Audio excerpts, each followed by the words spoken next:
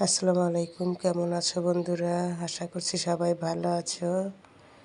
আজকে রান্না করব দেশি মুরগি। দেখো তো, দুটো দেশি মুরগি নিয়েছি আমি। এখানে মুরগিগুলো সুন্দর করে পিস পিস করে কেটে নেব। কলার পাতা নিয়েছি। গ্রামে কলার পাতায় মুরগি কাটে সবাই। কলার পাতা পেড়ে নিয়ে মুরগিটা কাটে। এটা দেখো, আমি মুরগিগুলো কেটে নিচ্ছি। আমার তো মুরগি কাটতে অনেক ভালো লাগে। তোমাদের কেমন লাগে কমেন্ট করে জানিও। আর একদম বাড়িতে পালা মুরগি, খুব সুন্দর। মুরগি না মোরগ, দুটাই। আমি দুটাই পিস পিস করে কেটে নেব। তোমাদের সেগুলো দেখাচ্ছি, দেখো তোমরা। খুব ভালো লাগে দেখতে আমার মুরগি কাটা, মাছ কাটা খুব ভালো লাগে দেখতে। তো দেখো, কাটছি সবগুলো মুরগি। একদম বাসায় পালে মুরগিগুলো একদম বাসার খাবার খাইয়ে মানুষ করেছে। এদেরকে কোনো রকমের ফরমালিন জাতীয় জিনিস খাওয়ানো হয় নাই। দেখো, সুন্দর করে পিস পিস করে নিচ্ছি আমি।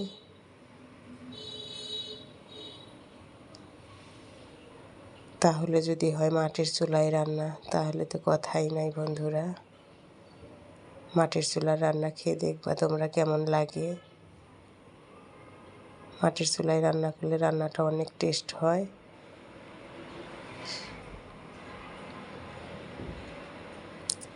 আমি সবগুলো মুরগি এরকম করে পিস পিস করে নেব। দেখো, কেটে নিচ্ছি।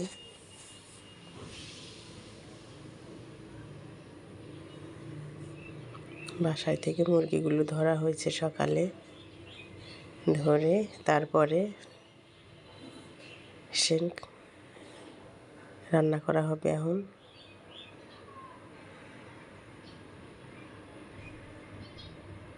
দেখো, আমি সবগুলো মুরগি কীভাবে কেটে নিচ্ছি।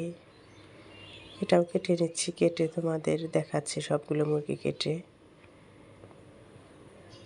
এই তো দেখো, আমার মুরগি কাটা হয়ে গেছে। সুন্দর সুন্দর করে পিস করে নিয়েছি আমি। এবার সুন্দর করে ধুয়ে নেব। ধুয়ে নিয়ে আসছে একদম রান্না করার সময়। এই তো চলে আসলাম মাটির চুলায়। রান্নাটা আসলে আমার ভাবেই করছে, আমার ভাবের মতো করে রান্না করছে, আমি করছি না। তো দেখো, এবার কড়াইতে পেঁয়াজ মরিচ দিয়ে দিয়েছে, তারপরে দিয়ে দিল তেল। তেলটা দিয়ে আবারও নেড়ে চেড়ে নেবে। পেঁয়াজ কাঁচামরিচটা হালকা করে ভেজে নেবে। এর ভিতরে দুটো তেজপাতাও দিয়ে দিয়েছে। দিয়ে দিল জিরা ফোড়ন। আসলে রান্না শেখানোর কিছুই নাই, রান্না কম বেশি সবাই পারি আমরা, এমনি দেখতে ভালো লাগে তাই। এবার লবণ দিয়ে দিল পরিমাণ মতো, মরিচের গুঁড়া দিয়ে দিল, হলুদের গুঁড়া দিচ্ছে। দেখো কীভাবে রান্নাটা করছে। এবার ওখানে রেখেছিল সব কিছু মিক্স করে বাটা কষা, আদা রসুন পেঁয়াজ সব কিছু বাটা কষা একবারে রেখেছিল, সেটা দিয়ে দিয়েছে। আসলে ক্যামেরায় করতে গেলে অনেক ছোট ছোট মনে হয় সব কিছু, বাস্তবে তা না।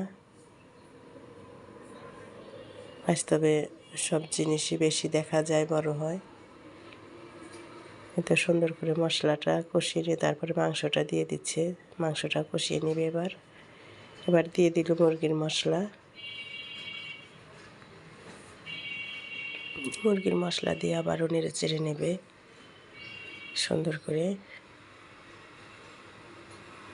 আমার ভাবে আসলে রান্নাটা ভালোই করে, খেতে মজা হয়। একদম অল্প ময় মশলা দিয়ে রান্না করে, সেজন্য ভালো লাগে। সবসময় মশলা জাতীয় জিনিস ভালো লাগে না। এই তো মাংসটা দেখো হয়ে গেছে।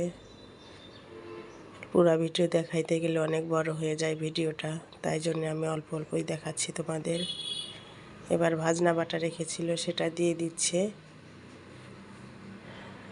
তো দিয়ে ভালো করে আবার নেড়ে চেড়ে নেওয়া হচ্ছে। নেড়ে চেড়ে নিয়ে আমি চুলার পরেই তরকারিটা রেখে দেবো যাতে সুরাটা আরও কমিয়ে আসে। সুরাটা কমিয়ে গেলে তারপরে নামিয়ে নেব। মাটির চুলায় এমনিতেই অনেক তা উঠছে, সেই তারপরে রেখে দিলেই আমার সুরাটা কমিয়ে যাবে। এই তো রান্না প্রায় শেষ। দেখো কত সুন্দর লাগছে। আর আমার ভিডিওটা যদি ভালো লাগে অবশ্যই লাইক কমেন্ট সাপোর্ট করে পাশে থেকে। আল্লাহ হাফেজ।